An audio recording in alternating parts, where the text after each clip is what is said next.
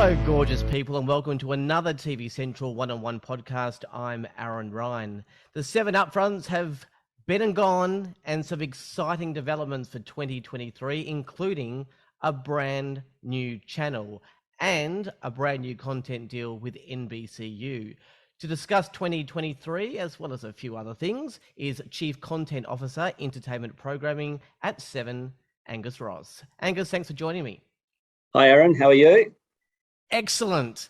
Excited. That was a huge upfront. I suppose we can start with the 15th of January 2023 and the launch of a new channel, 7 Bravo. This is obviously part of your new content deal with NBCU. What can viewers expect on 7 Bravo? Look, they can expect a lot of great new premiere content and all of the best library series as well, from Bravo and from the Oxygen brand. We're kind of viewing this channel as, if you like, the female version of 7 Mate, something that really appeals to under 50 females. I've been complaining to James for several years about being a channel short versus Channel 9. So finally, we're back on a level playing field and with a really exciting and really demographically rich channel, we feel. So yeah, really looking forward to evening things up come January 15. Well, that's a good point. I mean, you did have 4 multi-channels at one stage with 7 Food, but you've been on the 3 multi-channels for a while.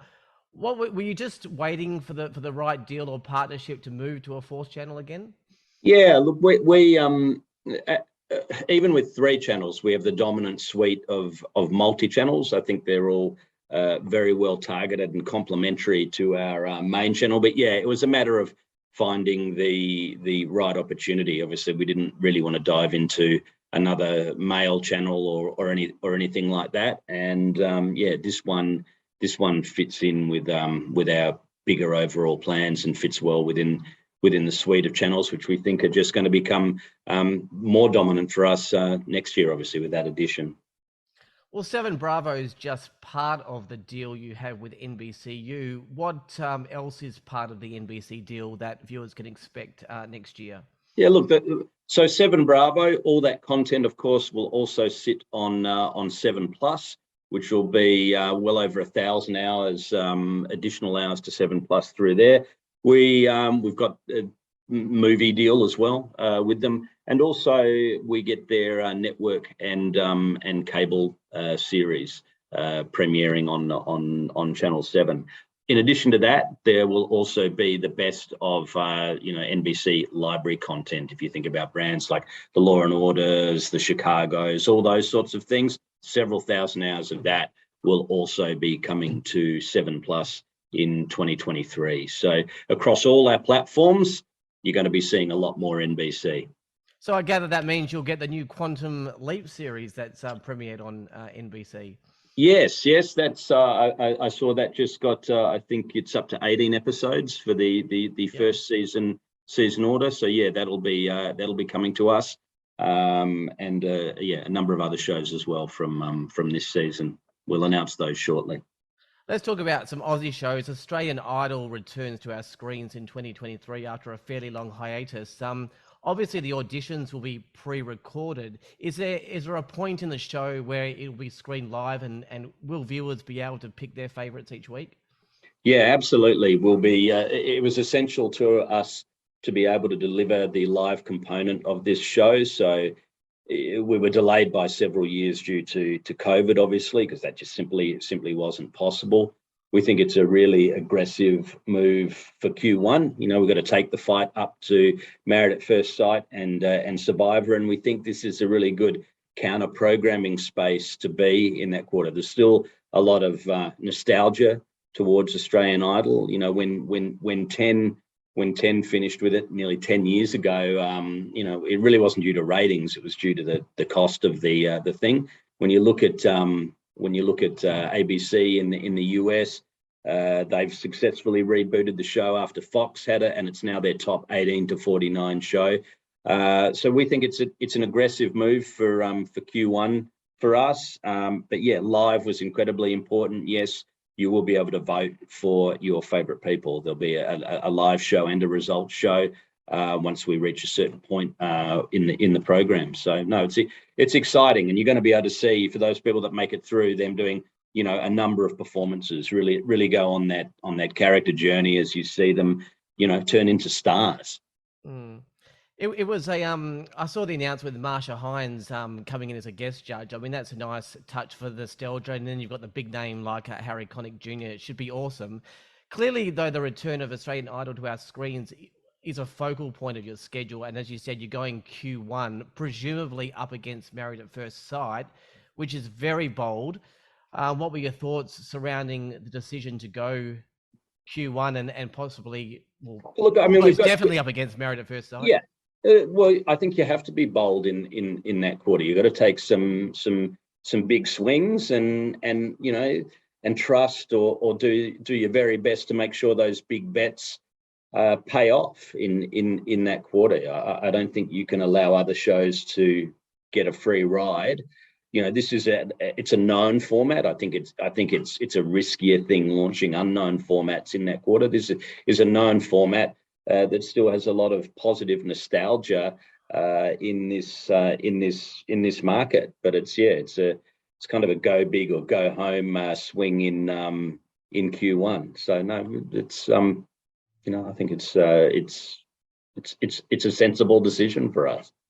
Another big $1 million island is coming as well. There's been a few articles about some issues or production delays. Is the show on track and with filming and to premiere next year? Yeah, look, we're really excited by this show. Eureka have done a lot of work on the format, adapting it for the Australian market versus how it rolled out in the Netherlands, which we're really excited about. It's still that there's been some pre-production delays with the show, but it's not going to influence when the show is actually delivered for us. So it's still going to roll out exactly where we want it to. But this, a new adventure reality format. We're really excited by this one. Big Brother is having a bit of a shake-up, I can see. Can you tell me more about that? Is love in the air? Yeah, somebody else asked me about this one today. Look, it's a bunch of sexy singles are going to be in the house. I've seen the cast. They're really amazing, really charismatic. It's not some bunch of, airheads or anything like that. I can see a lot of great content coming. This is still Big Brother. It's not a dating show. It's a twist within Big Brother with the House of Love. So no, that will again be pre-recorded for next year. Just the stage we were at in the production process meant that was that was our only option for next year. But I'll be watching with interest in the UK when it goes back to the daily as live version of the show, and I certainly wouldn't rule out a return to that in the future. So it's still Big Brother's a great brand, and we'll be watching with interest in the UK. Another show for next year, Blow Up.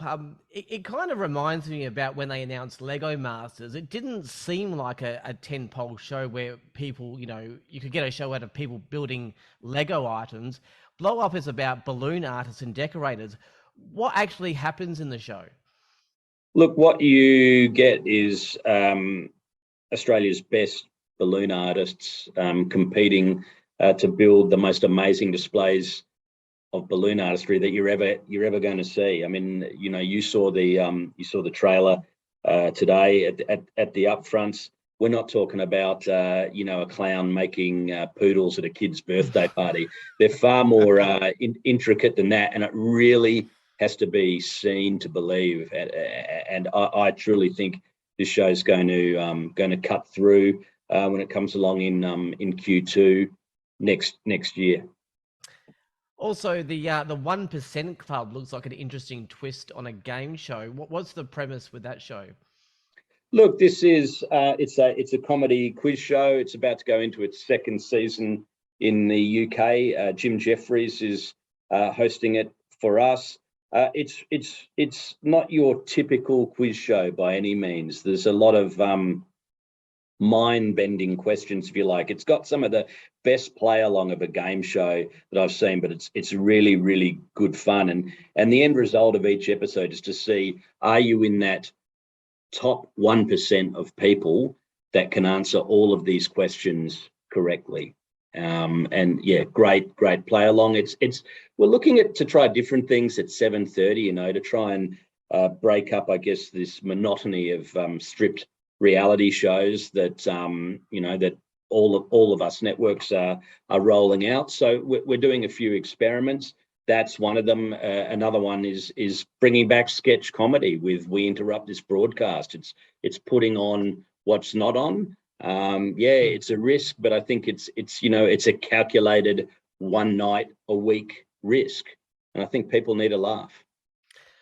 Well, there's so much to talk about. You've pointed out a couple of other programs there. There was only really one major omission from the lineup. I didn't see Dancing with the Stars in the 2023 lineup. What's the status on that one?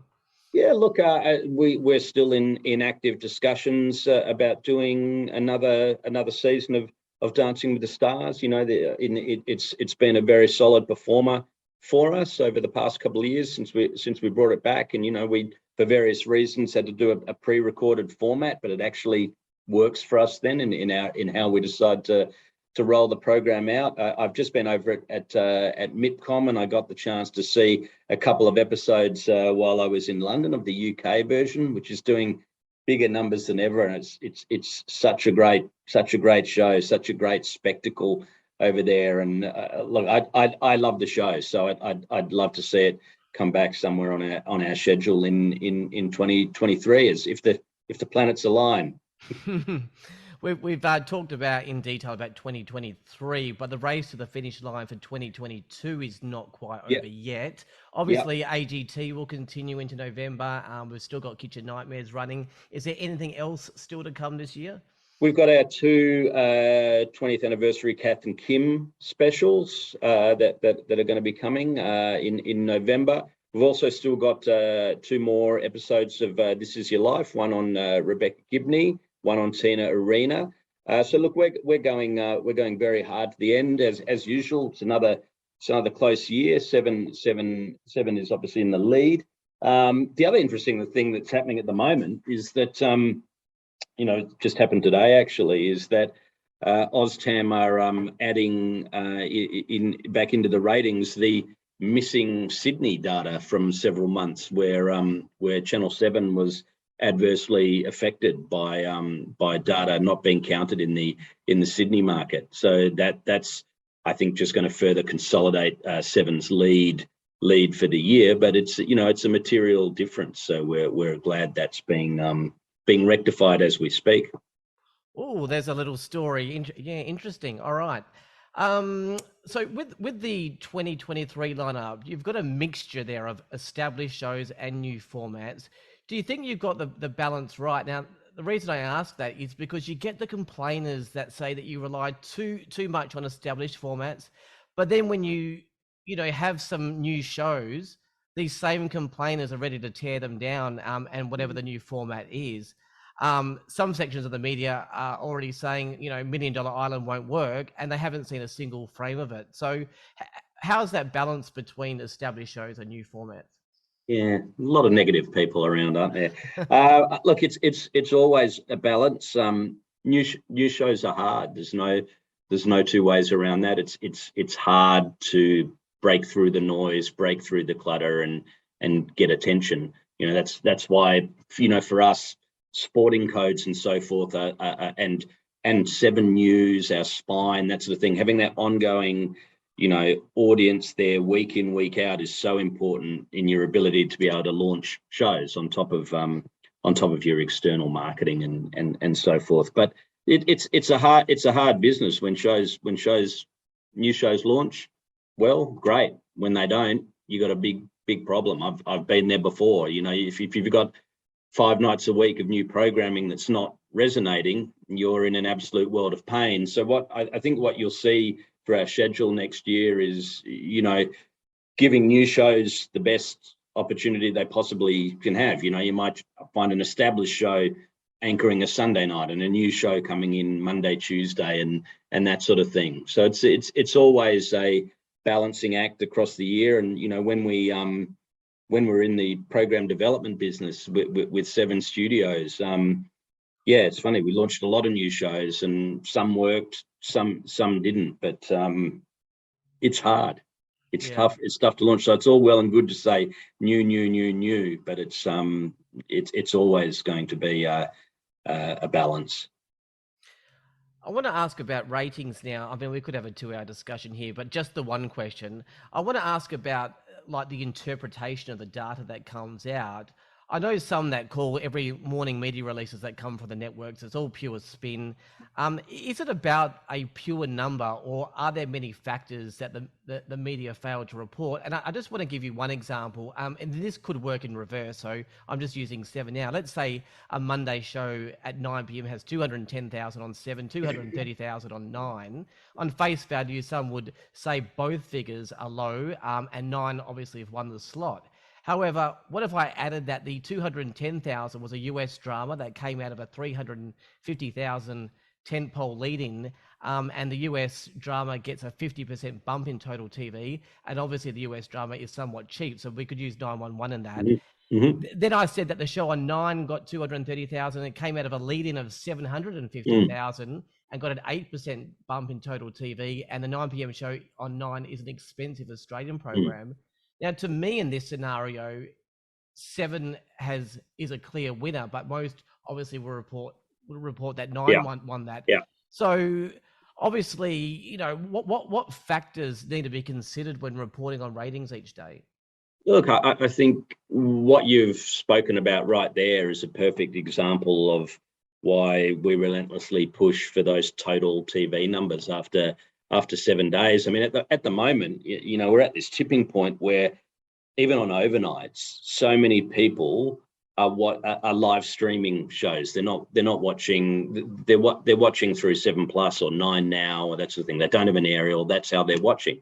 And the numbers that come out each morning don't feature those people, and it's just ridiculous. So that's one part of it. Live streaming, the tipping point there, particularly around sport and that sort of thing. But when you look at the 7-day total TV numbers, a whole new picture comes about. You've spoken about 911, which some people will say, why does 7 run 911 there? It's a far bigger picture. It's a value equation based on the cost of this thing versus a local program. It's the fact that these shows consolidate massively, both on PVR and the streaming numbers, and crucially on the streaming.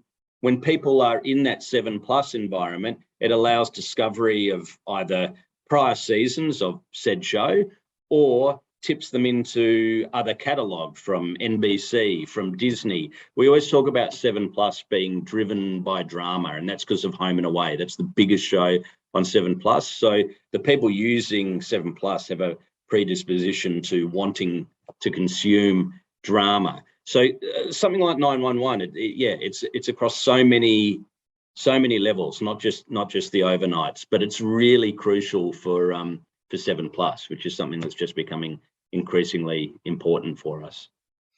All right, and just finally, before I leave you, I just want to question on the multi-channels, because obviously 7 Bravo is coming in next year. Hooray!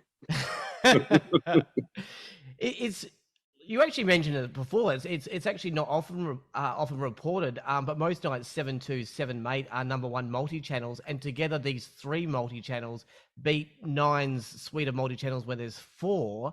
They often do a larger number than Channel 10's main channel when you add them together. Oh, poor 10. Let's not go there. They really support the network share. What's been your strategy with the multi-channels? Look, I think they're all very well targeted. So as you've mentioned, it's the leading suite of multi-channels, even with one hand tied behind it, one arm tied behind it back, with with one less channel. So Mate, very targeted at men under 50. 7/2, a very much a 40 plus channel, and 7 Flicks kind of mopping up the rest, mainly sort of a broad female sort of mix of movies and series. What we're going to see with 7 Bravo is a very concentrated under 50 target for women. If you like maybe the female equivalent of 7 Mate, we'll call it 7 Bravo. But that's the idea behind it, and really using those well-known worldwide reality brands to drive not only viewing on the broadcast channel, but crucially over to 7+, where it will all be available there as well. I like that 7-2 for the 40 plus. Are you suggesting that I'm the target audience for steam train journeys? I don't know, you look maybe, more like a Doc Martin guy to me, perhaps. Maybe. All right, Angus, good luck with 2023. So looking forward to Australian Idol and the launch of 7 Bravo. It's another big year, and I look forward to a chat next year to discuss how it all fared out. Thanks for joining me, Angus. There'll be the usual experts in hindsight, I'm sure. Plenty of those out there. Yeah, absolutely. All right, Aaron, thank you very much. See you soon. All right, that was Angus Ross, Chief Content Officer, Entertainment Programming at 7. That's it for another TV Central one-on-one podcast. Thanks for joining me. For the latest news, ratings, guides and podcasts, head to tvcentral.com.au. Until next time, I'm Aaron Ryan. Bye for now.